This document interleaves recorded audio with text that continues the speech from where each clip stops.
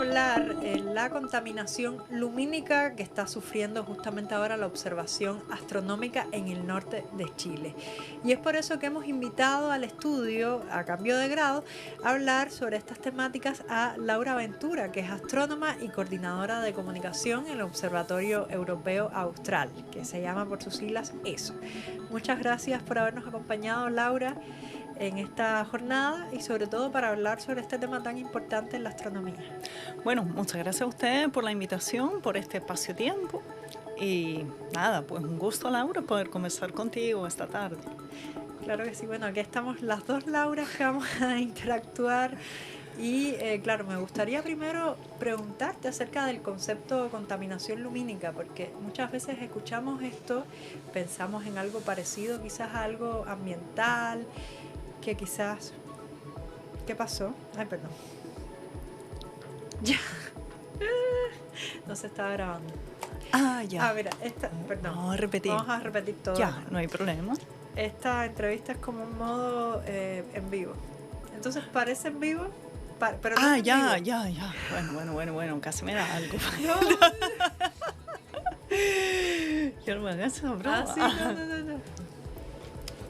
no. Claro. Claro que fue un error del Switch, pero bueno, como sale fue empezando. Pero estamos todos nerviosos, me dicen de... Ya. No, pero en realidad es como un chiste. Lo que... ¿Cómo se llama? Claro, lo que te decía es como si fuera en vivo, pero en realidad es grabado. Claro. Entonces claro. se pone luego en nuestro canal de Megatiempo. El lunes lo más probable se publique a las 2 de la tarde. Pero Ana se lo va a estar comentando. Ya. Ana le va a avisar. Muy bien. Ya, ahora sí vamos a comenzar de verdad. Vamos.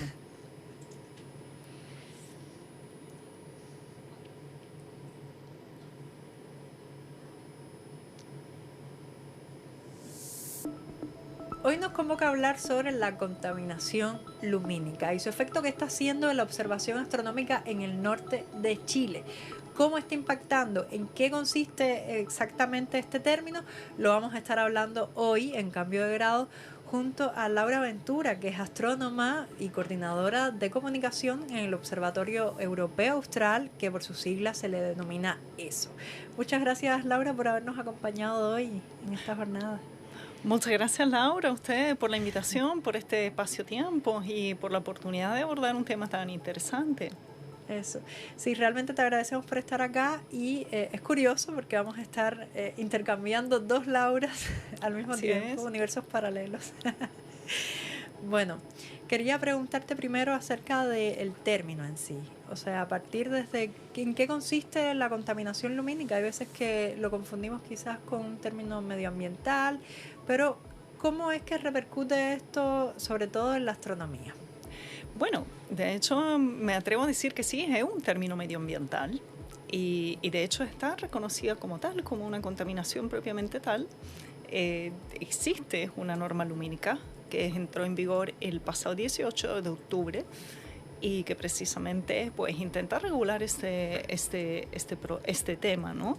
La contaminación lumínica se define como el exceso de luz artificial que en el fondo lo que produce directamente es un aumento del brillo natural del cielo o si lo queremos ver el vaso medio vacío, una disminución del nivel de oscuridad natural del cielo nocturno.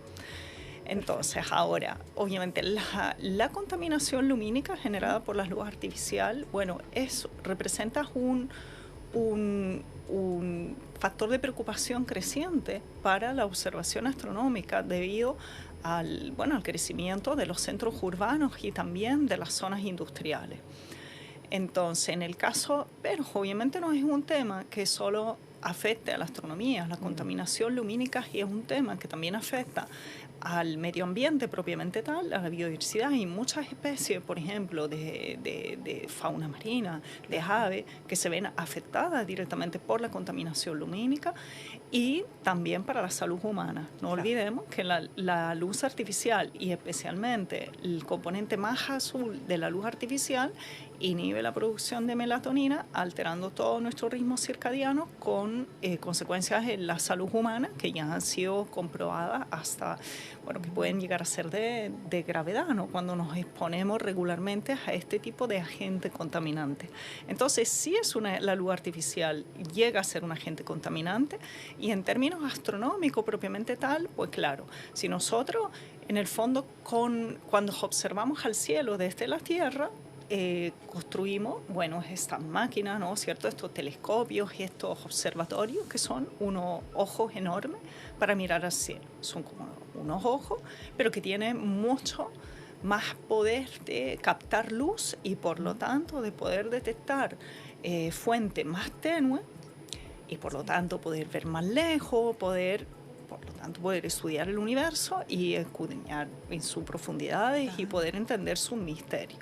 Entonces, claro, cuando nosotros aumentamos el brillo natural del cielo por efecto de la luz artificial, lo que estamos es de alguna forma mutilando la capacidad de estos ojos tan sensibles, claro, para poder detectar esos objetos más tenues, y por lo tanto para poder hacer la ciencia para la cual fueron diseñados, con inversiones importantes de los países que financian este tipo de proyectos. Entonces, claro, la contaminación lumínica es importante, y además, cuanto más sensibles son los telescopios, cuanto más sofisticados, cuanto más avanzados, más exigentes son esos requerimientos en términos del nivel de calidad del cielo que tenemos que tener. Y ya no quedan tantos lugares en el mundo que presentan esas condiciones de oscuridad, como esos cielos pristinos, claro, para poder instalar los grandes telescopios. Y desde luego que, bueno, el Observatorio Paranal en la región de Antofagasta, en la comuna de Taltal, el Observatorio Paranal de eso es uno de ellos. Y por eso ahí se está desarrollando también el que se prevé que para finales de la década va a ser el mayor centro de observación astronómica desde la Tierra. Me refiero desde la Tierra, de que estamos, digamos, en la superficie de la Tierra y no vamos al espacio, para la observación astronómica. Claro, bueno, hay varios proyectos que se están justamente viendo, en particular el Observatorio Paranal es uno de los más importantes que están en territorio nacional, y este agente contaminante que ya nos venías comentando, que también afecta a la naturaleza, está amenazando uno de los principales observatorios astronómicos. Entonces, ¿cuál es, digamos, la principal preocupación que está ahora rondando en este mundo? O sea, ¿cuál es el foco que estamos poniendo desde la astronomía para saber justamente qué debemos hacer? ¿Cómo es que podemos, digamos, no permitir que hayan proyectos grandes que hagan la contaminación lumínica, ¿no? Bueno, déjame recapitular un poco la historia de los observatorios. Muchos de los grandes observatorios internacionales están instalados en Chile desde la década de los 60, habiéndose escogido estos emplazamientos precisamente por la excepcional calidad de sus cielos. Ajá. Obviamente, cuando hablamos de calidad del cielo, hablamos de calidad de la atmósfera para la observación astronómica. Si quiere, podemos profundizar un poquito más en ello.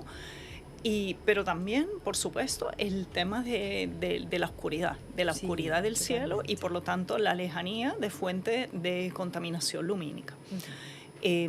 Estas condiciones, digamos que durante estas décadas se han podido preservar relativamente intactas. Bien. Claro, con algunos casos, sí. Claro. Pero en particular yo diría que en el caso específico de Paranal y Cerro Armazones, que es donde se está construyendo ahora el LT, el Extreme Large Telescope de ESO, de gran telescopio de la siguiente generación, con un espejo primario de 39 metros de diámetro. Pues sí se ha podido mantener durante este tiempo, gracias obviamente al apoyo que siempre hemos tenido de las autoridades del Estado de Chile como Estado anfitrión de todos los observatorios y los telescopios de ESO, para poder preservar estos entornos. Y que, bueno, la fuente, en general, la que son las principales fuentes de contaminación lumínica, como por ejemplo, bueno, como es natural, ¿no? Por ejemplo, las ciudades están claro, lo suficientemente lejos, y también algunos complejos industriales están lo suficientemente lejos como para no haber afectado de manera importante esto. claro. Pero como le decía, obviamente ocurre que se observa una cierta expansión y proliferación de proyectos industriales, muchos de ellos también relacionados con, por ejemplo, generación de energías limpias, lo cual obviamente está pues fantástico, está muy bien. Pero, claro, ahí vamos a empezar a observar que hay un problema de acumulativo y un problema de proximidad. Eso.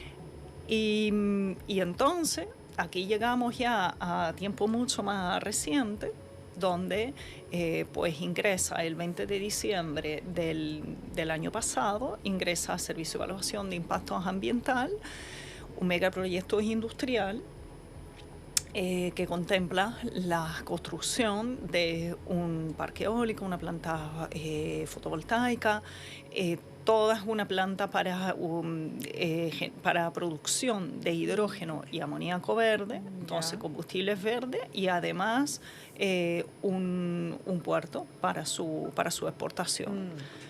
Y estamos hablando ya de un megaproyecto. Sí, totalmente. Un megaproyecto que abarcaría un área de 3.000 hectáreas. Esto es emplazado. Ajá. Claro, aquí estamos hablando que lo vamos a tener de vecino de casa. Porque efectivamente la distancia mínima calculada del área cubierta por el proyecto INA de AES Andes, con, por ejemplo, el centro del sitio donde se instalaría el conjunto sur de los telescopios Cherenkov, que este es un proyecto que aún no empieza su construcción, pero se prevé que empiece en el transcurso de este mismo año para empezar a operar al final de la década. Este no es un proyecto directamente eso, pero sí va a ser parte del Observatorio Paranal y va a ser operado por eso. Por ejemplo, desde el centro de este proyecto, que está ubicado muy cerquita al Observatorio Paranal, el punto más corto son 5 kilómetros, incluso un poquito menos, desde el costado oeste del conjunto.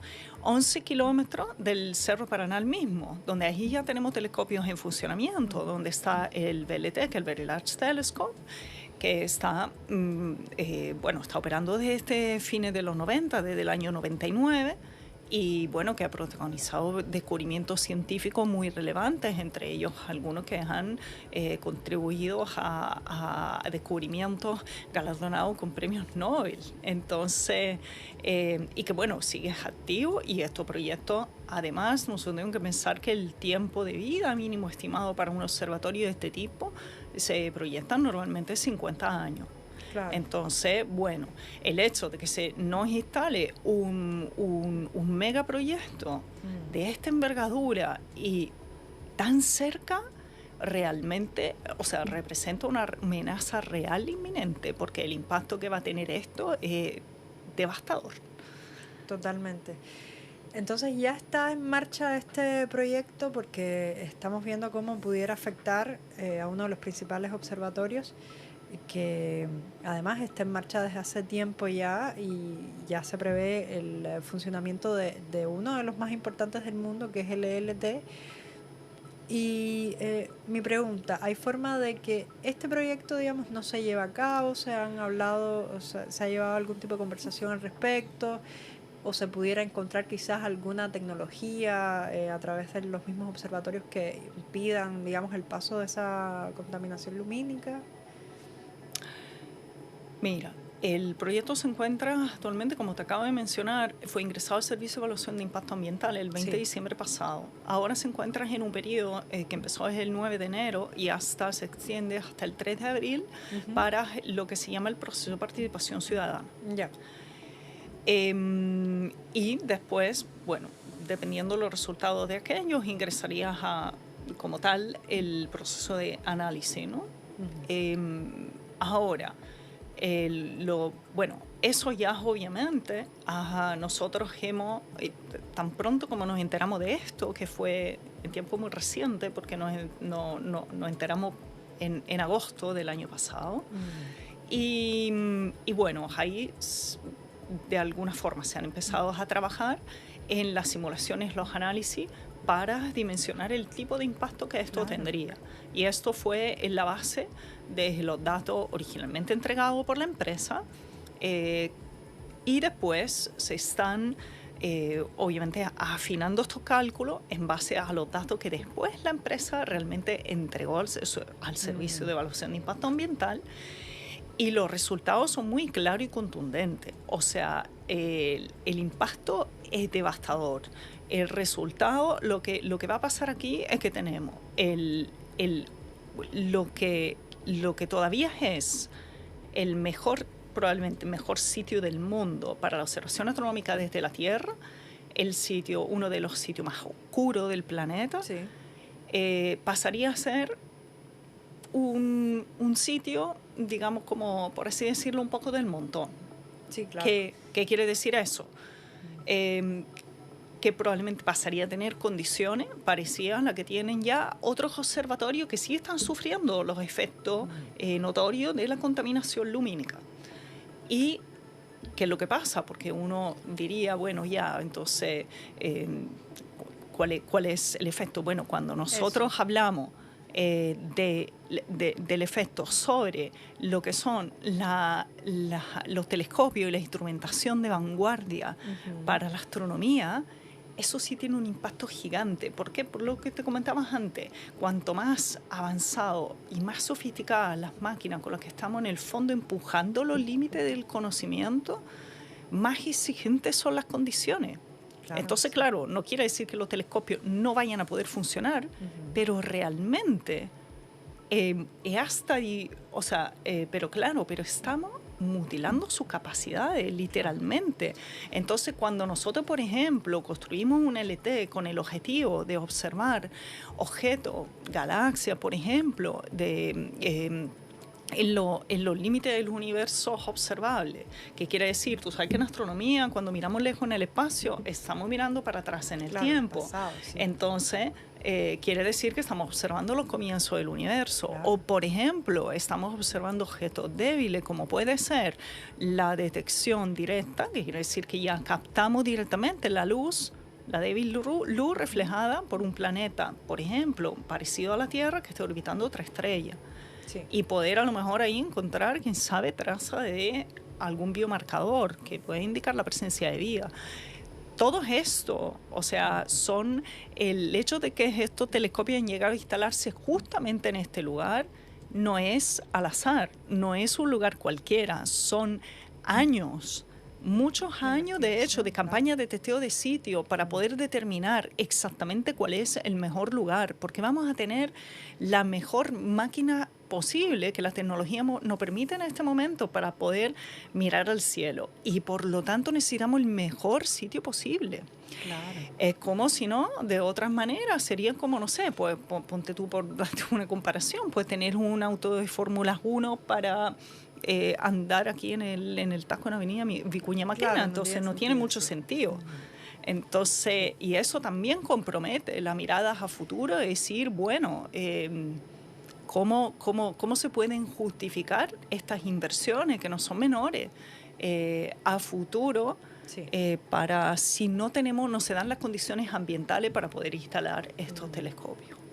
Claro, porque tengamos en cuenta que el desierto de Atacama, donde se instalan estos telescopios, es uno de los más secos del mundo, o sea, el más seco de los continentes, obviando el Antártico, y además tiene esas condiciones precisas de la atmósfera para generar las mejores observaciones. Entonces, si a eso le agregamos contaminación lumínica, que es justamente lo que hemos estado tratando de prever, digamos, que no ocurra en los sitios donde están instalados estos grandes observatorios, de los mayores del mundo, imagínense entonces el impacto que tendría en las imágenes. Pero ¿cómo se puede observar, digamos, el impacto directo en la imagen? Por ejemplo, las observaciones que se hacen con la luz que le llega artificial. ¿Se pudiera, digamos, determinar la diferencia con un objeto espacial con lo que está contaminando, o es difícil? Mira, para explicarte el concepto, porque a veces también, si bien es cierto que lo que más se conoce de lo que captan estos telescopios son, cierto, las bonitas imágenes que se difunden a través de las redes, de la página web, etcétera, no siempre es el objetivo de una observación es recabar una imagen bonita. Muchas veces las observaciones, pues por ejemplo, no sé, estamos observando una estrella y el resultado de esa observación no vamos ni siquiera a ver la imagen, vamos a ver algo que se parece a un código de barra. Claro. Ese, por ejemplo, es un espectro, donde obviamente esas líneas del código de barra nos hablan de la composición química, nos hablan, por ejemplo, de la velocidad a la que ese cuerpo se desplaza hacia hacia nosotros o alejándose de nosotros. Sí. Solo por dar un ejemplo. Entonces, bueno, hecha esa aclaración, en el fondo, de que no siempre lo que necesitamos es una imagen. Pero claro, para aclarar un poco más este concepto de que en el fondo estas señales débiles, como las que te acabo de mencionar, de objetos muy, muy, muy distantes, objetos que puedan no estar tan distantes, pero sí ser fuentes como intrínsecamente débiles, si nosotros tenemos como un fondo de cielo, por así decirlo, es como tener un ruido de fondo. Claro. ¿Te fijas? Sí. Si nosotros, obviamente, no sé, pues estamos en un ambiente ruidoso, no vamos a escuchar el zumbido de un insecto, por ejemplo. Sí. ¿Ya? Sí. Pero si estamos en un ambiente muy, muy, muy silencioso, el zumbido de una mosca puede ser ensordecedor. Perfecto. Buenísimo ejemplo ese que acabas de poner. Y en las estrellas, ¿cómo lo veo? Bueno, pues nosotros aquí en la ciudad lo experimentamos todas las noches. Les invito a mirar al cielo y a contar, bueno, ¿cuántas estrellas veo? Se ven muy poquitas. Desde Santiago. Se ven muy poquitas, se ven apenas las estrellas más brillantes y de los planetas visibles a simple vista. La luna, por supuesto, cuando está en el cielo. Pero claro, eso es lo que pasa con la contaminación lumínica. Las estrellas siguen estando ahí. Lo que pasa es que no la vemos porque estamos totalmente encandilados por la luz artificial. Entonces, lo que hace la contaminación lumínica es encandilar, nos roba las estrellas, nos mata esa luz que puede haber estado viajando decenas de miles de millones de años desde el comienzo del universo hasta llegar a nosotros, y la perdemos en la última ínfima fracción de segundo, producto de la contaminación que nosotros mismos generamos. Claro. Entonces se obtiene, más allá de las imágenes, como dices, bonitas, que en realidad no es el Se principal pierde objetivo. información. Se pierde información que se está buscando del espacio profundo, en particular desde la Tierra, desde uno de los lugares con cielos más prístinos del mundo. Así es. Y claro, si a eso le agregamos el efecto contaminación lumínica, que se pudiera perfectamente evitar, evidentemente estamos perdiendo esa potencia mundial que tenemos, que es, Chile es considerada la capital mundial de astronomía por algo. Claro, claro, claro. Entonces, claro, ¿se han visto algún tipo de solución que se pueda dar? ¿Algo que se haya planteado para evitar este efecto en el observatorio Paranal?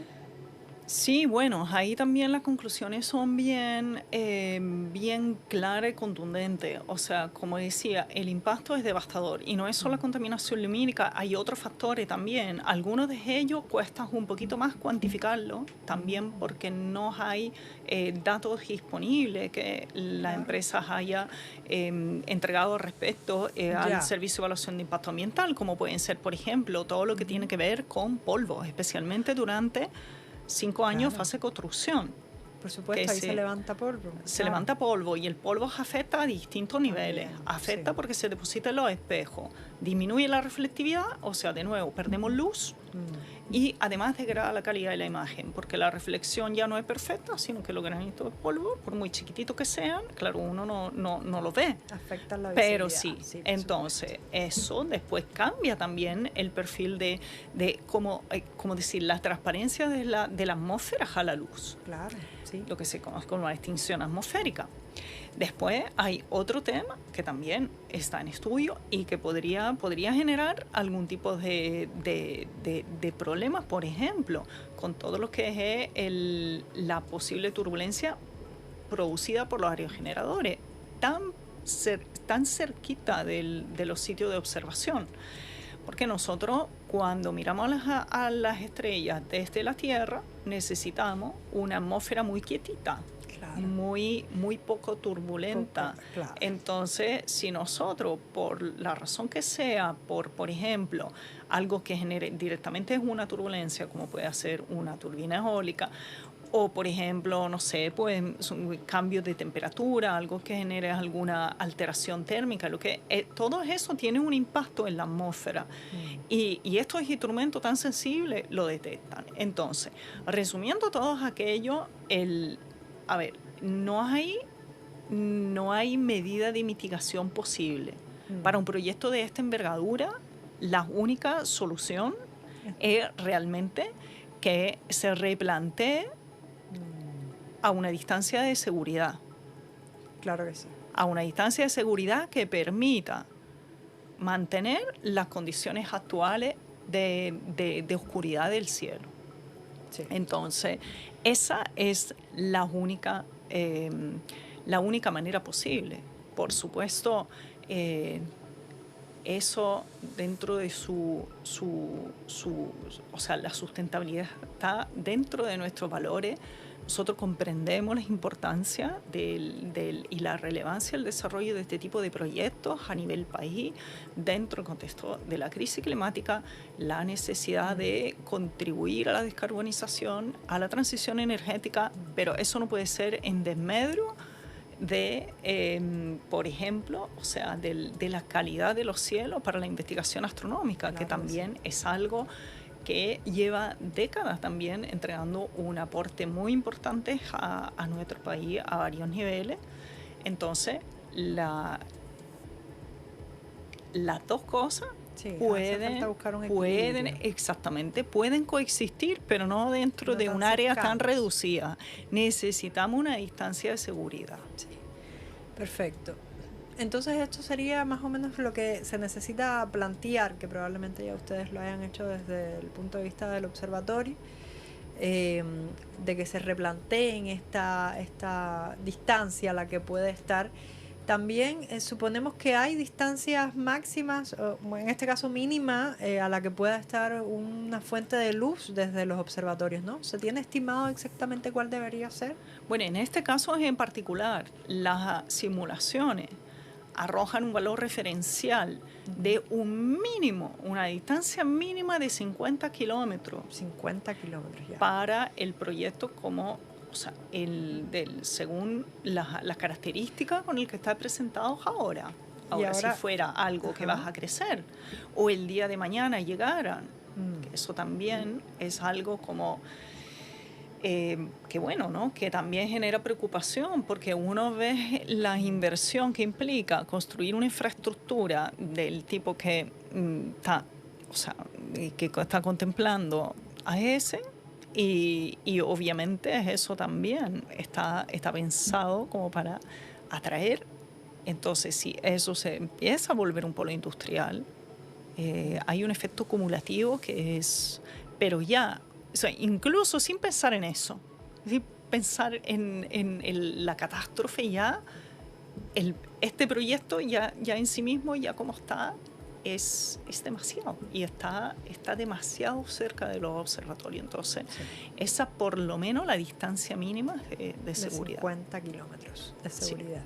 Sí. Y se está considerando a 5 kilómetros, entendí.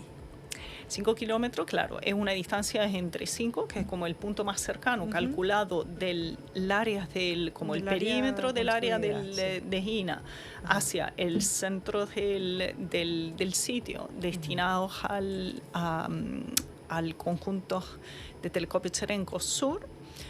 y 11 kilómetros desde la cumbre del Cerro Paranal. Y un poquito más, son como 20 kilómetros desde el Cerro Armazones. El Cerro Armazones está un poquito más adentro. Pero claro, pero igual estaría afectado en este pero caso por supuesto. el proyecto. O sea, que no solamente un observatorio astronómico Sí. de los principales, sino más bien varios. Bueno, estarían es bajo este todo, efecto. todos estos, a ver, en Armazones, donde está construyendo el LT, tanto el LT como el CTA Sur, el LT ya es en fase avanzada de construcción. CTA Sur todavía, bueno, se espera que empiece su construcción en el transcurso de este año. Todo van a ser parte del Observatorio Paranal, van a integrar el Observatorio Paranal. Entonces, toda es un área donde hay un polo de desarrollo de megaproyectos astronómicos que es único en el mundo. Claro que sí. Entonces, realmente, pues, pensar en poner una instalación de las características de Gina a la distancia que están proponiendo, es absurdo, se va en contra del sentido común. Claro, sabemos que hay medidas para evitar, justamente que salió también una ley acerca de la contaminación lumínica, para evitar que los focos den directamente hacia el cielo. También hay otras, digamos, alternativas, como precisamente construir más lejos, pero quizás estas medidas aún no están siendo tomadas y esto pudiera tener una gran repercusión teniendo en cuenta que las luces artificiales ya están alterando bastante el entorno. Ya la apariencia del cielo nocturno no es la misma y claro, si la tendríamos acá en el norte de Chile, mucho peor. O sea, ya, como tú decías, ya sería más del montón. Claro. Ya está pasando en eso en otros observatorios del mundo. Entonces, ya vemos que hay posibles soluciones a este impacto. O sea, Claro. ¿se puede hacer diferente? La reubicación. Sí, del la proyecto. reubicación. Perfecto. Entonces, bueno, hay que trabajar en base a eso. Ojalá que este proyecto ya vaya funcionando y por primera vez se pueda justamente cambiar este asunto y que no afecte directamente la observación astronómica. Muchas gracias, Bueno, Laura, por habernos pues, acompañado hoy. Un gusto, muchas gracias por este espacio. Sí, muy importante lo que nos estás mencionando. Muchas personas, como te decía, hay veces que escuchan el término, pero no saben a qué se refiere, o quizás Claro. no saben la importancia y la repercusión que tiene en los observatorios astronómicos que son tan importantes. Así que te invitamos nuevamente a otra edición. Quedas Bueno, pero muy invitada. bueno, pues cuando quieran. Ojalá podamos ir también al observatorio directamente para hacer un paseo por Pues ahí. sería genial. Eso lo podemos coordinar y lo podemos organizar. Perfecto. Así que las puertas están abiertas. Muchas gracias, que estés muy Gracias bien. a ti, Laura. Bueno, hasta acá llegamos entonces, ya saben. Recuerden que la astronomía también tiene un espacio importante, no solo en el país, sino también en el planeta, para saber acerca del pasado, de todos los orígenes del universo. Y miren cómo ha sido afectada o va a ser afectada en particular por proyectos como este de gran envergadura. Así que mucha atención hay que poner en este asunto. Bueno, eso es todo por ahora. Cambio de grado. Vamos a volver con otros temas acerca de la astronomía próximamente. Que estén bien.